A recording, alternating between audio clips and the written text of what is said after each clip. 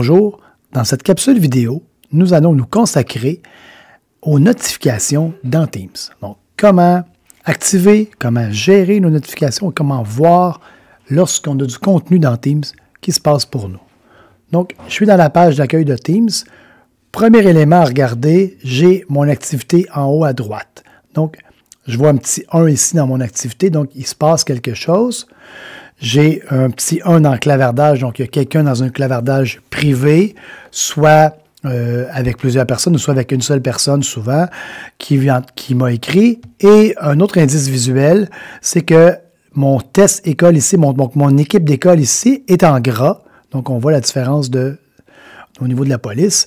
Donc, en temps en gras, ça veut dire qu'il y a une activité qui s'est passée dans cette équipe-là aussi. Mais c'est sûr que s'il s'est passé quelque chose, je devrais le voir dans mon activité. Donc, si je vais cliquer ici, ça mentionne, élève 1 a mentionné, dans ça, donc, je vois ma notification qui est ici. C'était justement dans le test école.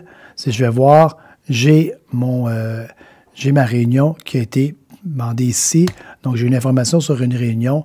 J'ai mon information. Si je vais voir dans mon... ici, dans mon clavardage, bien, je vois que élève 1 qui est en gras m'a écrit. Donc, je suis capable d'avoir toute cette information-là aussi facilement. Comment maintenant aller chercher cette information-là, aller s'assurer qu'on a nos notifications activées? Donc, on va aller à côté de notre nom avec le CSSHL. Dans 3 petits points, on va aller dans Paramètres et on va aller ici dans Notifications et Activités. Donc, s'assurer, vous pouvez avoir lire les sons avec les notifications, donc tout ça, on pourrait le cocher. Et ce que je vous conseille, moi, c'est de décocher, afficher les aperçus des messages et contenus dans les notifications. Donc, par exemple, si quelqu'un m'écrit, je vais voir le message ici, mais comme vous voyez à l'écran, c'est marqué « Aperçu du message masqué ».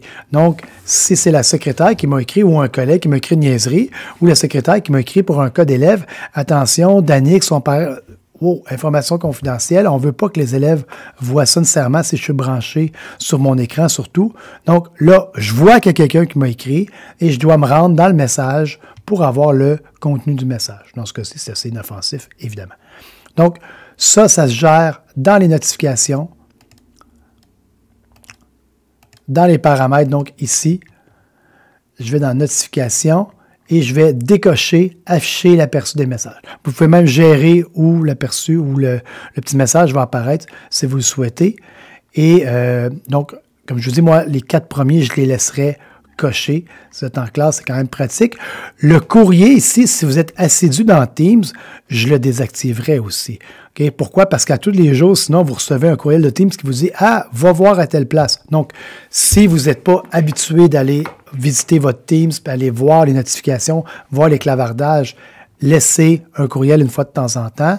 Dans mon cas, dès que je vois quelque chose ici, je vais le voir. Donc, je désactive les courriels. Je ne veux pas avoir et un courriel et un message Teams.